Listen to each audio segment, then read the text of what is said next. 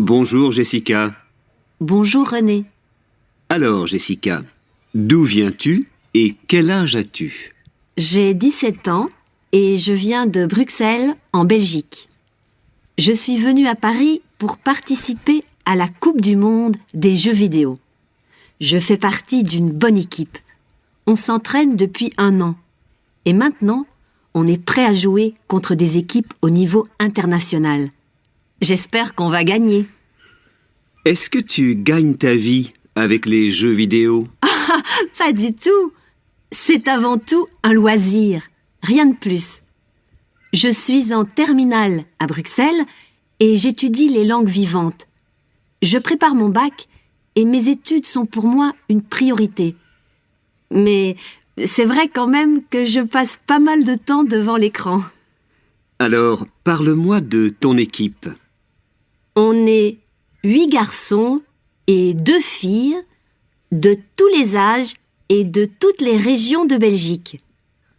On s'entraîne ensemble sur Internet 4 soirs par semaine pendant 2 ou 3 heures. Grâce à l'Internet, on peut jouer contre des équipes qui sont partout dans le monde. C'est super!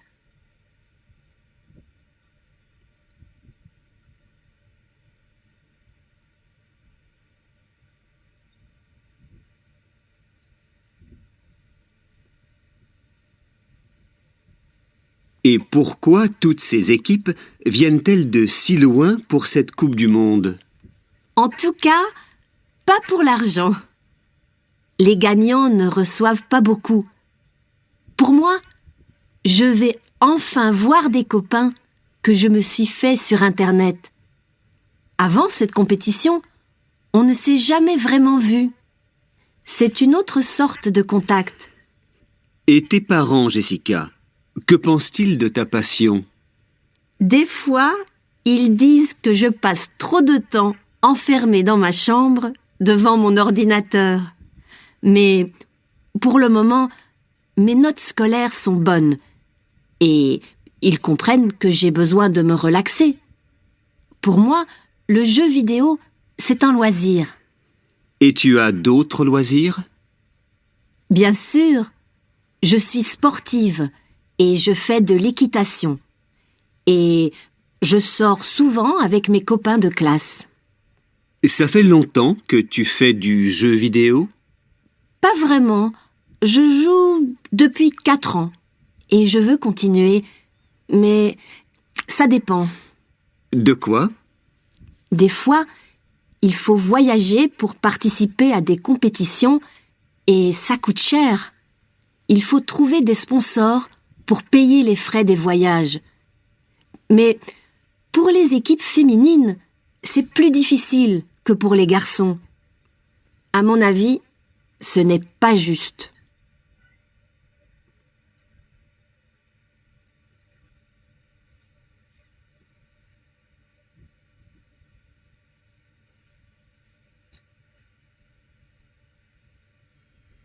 Bonjour Maëlle. Bonjour Patrick. Alors Maëlle, veux-tu me dire où tu es partie l'année dernière et pour combien de temps? Oui, bien sûr. Je suis partie passer 10 mois l'année dernière au Canada, dans une famille à Toronto. Comment as-tu organisé ce séjour au Canada? Mes parents ont découvert l'association Vivre sans frontières grâce à une amie qui est professeure d'anglais. Cette association propose des séjours de 3 à 10 mois en Australie, en Angleterre et au Canada. Dans le pays étranger, on a une famille d'accueil où on loge et puis on suit des cours dans une école. Et comment t'es-tu préparée avant le départ? 1 an avant de partir, j'ai assisté à des week-ends de préparation pendant lesquels on m'a renseigné sur ce séjour et sur la famille. J'y ai rencontré d'autres jeunes qui partaient comme moi. Et après, à l'école, j'ai travaillé mon anglais avec mon prof d'anglais car il faut un bon niveau d'anglais.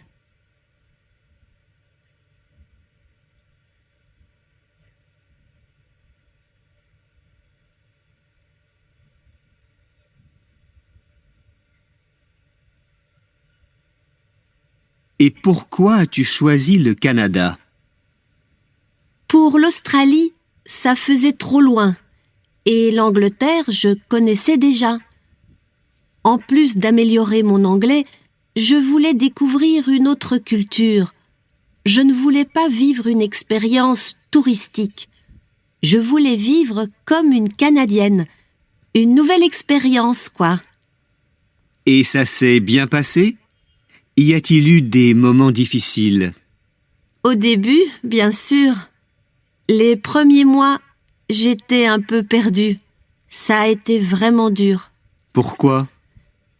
Ma famille me manquait énormément et je ne me sentais pas à l'aise. Mais comme ma famille canadienne était adorable, cela n'a pas duré trop longtemps. Je me suis habituée à la vie canadienne et à la nourriture différente. Le 3e mois était génial. Je me sentais tout à fait intégrée. Et qu'est-ce que cette expérience t'a apporté? Déjà, la langue. Aujourd'hui, je parle l'anglais couramment. Et aussi, ça m'a rapprochée de ma famille. Avant de partir, je n'appréciais pas assez mes parents. J'étais plus jeune. Que c'est bien de me retrouver chez moi.